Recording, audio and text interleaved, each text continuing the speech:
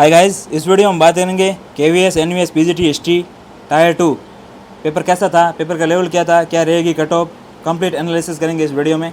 तो आप देख सकते हैं कि 29 तारीख को या 29 को कह सकते हैं कि केवीएस पीजीटी के एग्ज़ाम हुए और केवीएस पीजीटी हिस्ट्री का ये पेपर जो हमारे सामने आप देख सकते हैं। और इसमें हम पहले जो है ऑब्जेक्टिव की बात करें तो ये कुछ इस प्रकार का पेपर आया था, केपीजी कह सकते हैं, केवीएस पीजीटी हिस्ट्री। और यहाँ आपको जो है कुछ क्वेश्चन देखने को मिल सकते हैं। सूची 1 को सूची 2 के से सम्मिलित कीजिए तो नीचे दिए गए सही उत्तर का चयन कीजिए।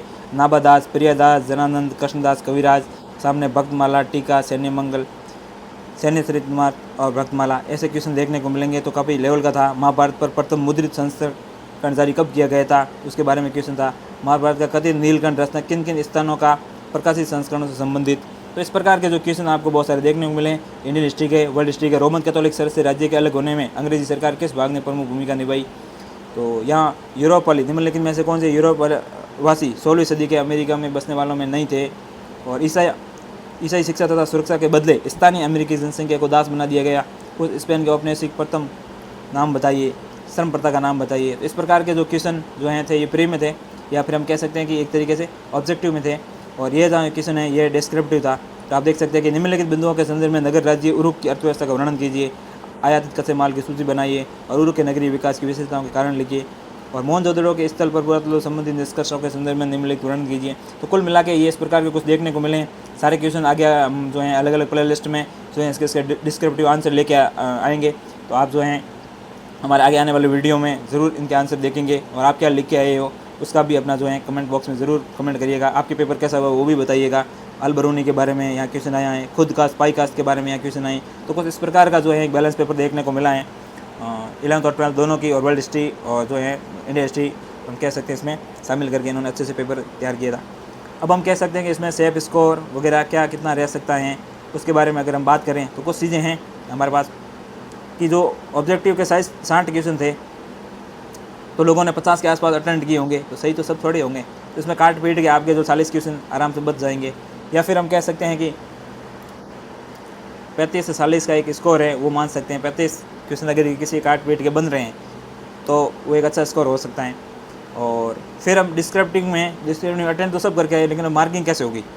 सबको लगता है कि मेरे तो जो है पूरे में से पूरे नंबर आएंगे, 40 में से 40 मार्क आ जाएंगे। तो ऐसा नहीं है। डिस्क्रिप्टिव में जो है इवेल्यूएटर है वो देखेगा, एग्जामिनर है वो देगा, अपने अकॉर्डिंग आंसर क्वेश्चन देगा।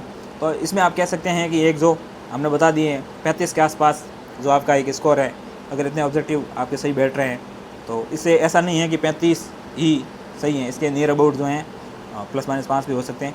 इसके अबाउट है अगर आपको ऑब्जेक्टिव वाले पोर्शन में 60 में से तो आप सेफ जोन में हो, पेपर ठीक था। और उधर बात की जाए डिस्क्रिप्टिव में तो अगर आपने यहाँ अच्छा स्कोर किया तो उसमें निश्चित तौर पर वहाँ भी अच्छे मार्क्स आएंगे। आपने डायग्राम वगैरह कैसे क्या डाले करें, हम उसमें आगे जो जो क्वेश्चन आएंगे उसमें हम डिस्कस करेंगे हमने उस पर क्या लिखा था और आगे जो है किस प्रकार प्लानिंग करेंगे। तो हमने जब आंसर लिखा था, हमने भी ये एग्ज़ाम दिया है, आप देख सकते हैं। तो हमने जो है नगर प्लानिंग में या मोहनजोदड़ो की नगर प्लानिंग थी तो हमने यहाँ जो है पहले वो नाली वैसे बनाई ऊपर थोड़ी बहुत, नाली में से ये गड्ढे में पानी आया, यहाँ लिख दिया थी नाली व्यवस्था। यहाँ हमने सड़कें ग्रिड पैटर्न पे बना दी ऐसे करके 90 डिग्री पे और लिख दिया सड़क पद्धति। और यहाँ हमने जो है दुर्ग और निचला नगर वगैरह ऐसे करके फिर इनके दीवार बना दी पूरी, दोहरा दुर्गीकरण या जो दीवार कर रखा था उसको ऐसे मेंशन किया साइड में और बाकी पॉइंट बना के ऐसे चीज़ें लिखी हैं। अब आपने आंसर क्या लिखा उसमें ज़रूर बताइएगा। और सामाजिक पदानुक्रम के बारे में बात की हमने, तो यहाँ सबसे पहले तो जो है पुरोहित वर्ग को डाल दिया, फिर निम्न वर्ग को, ऐसे करके हमने एक जो है ऐसे हायरार्की बनाई। तो आप ज़रूर बताइएगा आपने किस प्रकार इनको आंसर को दिया है। और 2 प्रकार मुख्य रूप से थे, तो राजशाही या गणराज्य, और जो है एक तो हमने इस वाले क्वेश्चन में 16 महाजन पदों में 20 में ब्रेक करके इधर तो ताना वो कह सकते हैं हम राजशाही या वो व्यवस्था थी, और यहाँ जो है गण व्यवस्था थी। तो दोनों को हमने जो अलग अलग पॉइंटों में डिवाइड करके लिखा। आपने इसका आंसर कैसे लिखा ये ज़रूर बताइएगा। आप पुनर्जागरणकारी चित्रकला इसमें भी सब हमने पॉइंट डाल के कई डायग्राम कहीं ऐसे मेंशन किए थे। आप ये ज़रूर बताइएगा आपने इसके आंसर में कैसे लिखा। और इन सब चीज़ों के बारे में आप कमेंट करके ज़रूर बताइएगा आपने पेपर कैसे अटेंड किया। और इसमें हमने जो है आंसर लिखने की कोशिश की अपनी तरफ से कुछ डालने की, सिपाही विद्रोह, प्रथम स्वतंत्रता संग्राम वगैरह में। तो ये भी हम बताएंगे कि भाई किस प्रकार हमने क्या लिखा, वो भी आपको बताएंगे। बसौरी सौरा कांड में ये चीज़ें, गांधी जी की संघर्ष विराम संघर्ष वाली नीति थी उसको यहाँ हमने मेंशन किया और आगे ये चीज़ें लिखी। मोतीलाल नेहरू क्यों नाराज़ थे इसके बारे में भी लिखा। कोई भी आंदोलन एक लेवल पर पहुंचने के बाद उसको रोकना सही नहीं है, लोगों का जोश कम हो जाता है, धीरे धीरे लोगों में विश्वास कम हो जाता है। तो ये चीज़ें हमने इसमें मेंशन करने की कोशिश की है और इस प्रकार जो है पेपर रहा है। तो आप देख सकते हैं हमने कट ऑफ का अनुमान बता ही दिया आपको, और अब आगे देखते हैं किस प्रकार से जो है इसकी जो 3 गुणों के लिए पास किया जाएगा, इंटरव्यू कॉल किसको आएगा वो अब देखते हैं, उसके बारे में आगे बात करेंगे। और इसका जो हम डिस्क्रिप्टिव है उसका कंप्लीट एनालिसिस आगे लेके आएंगे अलग अलग वीडियो में, और हम बात करेंगे कि इसमें क्या लिखना चाहिए था और क्या लिखा है। आप भी अपना कमेंट करके ज़रूर बताइएगा अगर आपने एग्ज़ाम दिया है तो।